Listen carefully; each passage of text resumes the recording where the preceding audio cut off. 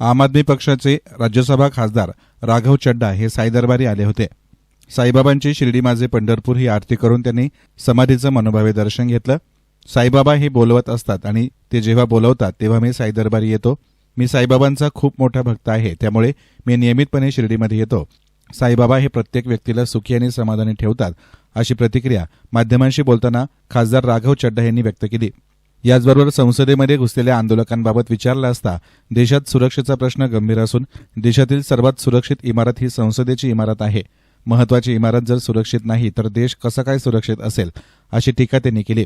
संसदेमधील घुसलेला व्यक्ती जर विरोधी पक्षाचा असता तर त्याला देशद्रोहाचं कलम लावून आतंकवादी घोषित केलं गेलं असतं, त्याच्या पक्षाला देशविरोधी घोषित केलं असतं। जे नको ते झालं असतं असं सांगत ते सत्ताधारी पक्षाचे खासदार असल्यानं त्यांच्यावर कुठलीही कारवाई झाली नाही, त्यांची चौकशी होणं अपेक्षित असल्याचं राघव चड्डा यांनी म्हटलंय। याचबरोबर पुढील वेळी दर्शनासाठी येत असताना अभिनेत्री पत्नी परिणीती चोप्राला सोबत घेऊन येईल, असंही राघव चड्डा यांनी म्हटलं।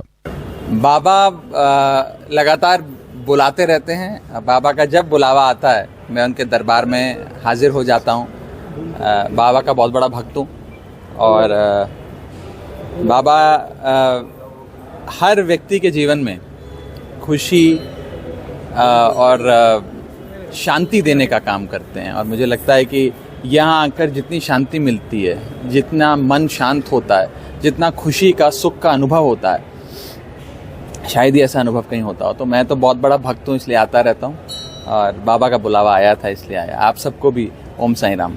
आज सब बहुत जल्दी में दिखाई दे रहे हैं, इंदौर से शिरडी, शिरडी से वापस। मेरी फ्लाइट मिस ना हो जाए इसलिए जल्दी में आया हूँ, क्योंकि मैं वाया इंदौर आया हूँ, डायरेक्ट फ्लाइट का कनेक्शन नहीं मिला, तो बस ख़त्म करके अब सीधा एयरपोर्ट भागूंगा। कहीं वापसी की फ़्लाइट ना मेरी छूट जाए। कल सुबह पार्लियामेंट में अपनी हाजिरी लगानी है, पार्लियामेंट का सेशन है, तो जल्द से जल्द दिल्ली पहुंचने का प्रयास। लेकिन पार्लियामेंट में जिस प्रकार से ये पूरी घटना हुई है और उनको रेफर भी बीजेपी के नेताओं ने किया था, अगर ये विपक्ष का कोई करता तो कैसा हंगामा होगा?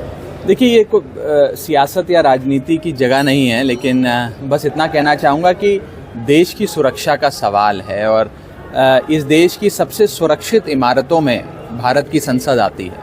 अगर देश की सबसे सुरक्षित इमारत भारतीय संसद, जिसमें प्रधानमंत्री, गृह मंत्री, उपराष्ट्रपति, पूरा मंत्रिमंडल, तमाम सांसद बैठते हैं, अगर वो इमारत सुरक्षित नहीं है तो फिर देश कैसे सुरक्षित है?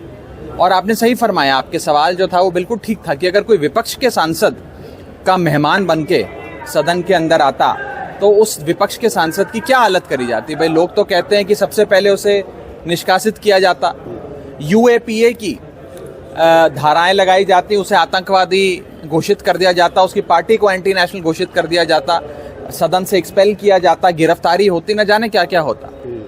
अब क्योंकि वो सत्ताधारी पार्टी के सांसद हैं, कोई कार्रवाई उन पर नहीं हुई। कम से कम पूछताछ तो होनी चाहिए कि क्या उन्हें बेवकूफ़ बनाया गया या वो इस पूरे षड्यंत्र में शामिल थे। सारी जांच का विषय, हम चाहेंगे कि जांच हो और जांच के बाद सारा जो जांच रिपोर्ट है वो सदन के भीतर आए और सदन में इस विषय पे चर्चा हो। भगवान के दरबार में हमेशा दोनों कपल साथ में आते हैं। हाँ। आपका कब? बहुत जल्द आएंगे, बहुत जल्द आएंगे। क्या प्रार्थना किया? बहुत जल्द आएंगे। Thank you. आप भीड़ भाड़ में चले गए। हाँ, मैं कुछ अर्जी लगाई थी यार। मैं बाबा का दरबार एक ऐसा दरबार है जिसमें अर्जी लगाने की जरूरत ही नहीं होती। आप बस पूरी श्रद्धा से हाथ जोड़कर, माथा झुकाकर बाबा के चरणों में अपने आप को समर्पित कर दो। आपको जो जीवन में चाहिए और जो बाबा समझते हैं आपके लिए अच्छा है, वो बाबा अपने आप दे देते हैं, तो कुछ मांगने की जरूरत ही नहीं पड़ती। अगली बार परिणीति जी आपके साथ मैं बिल्कुल लाएंगे जी। Thank you. Bureau report, एस्तन media, Shirdi.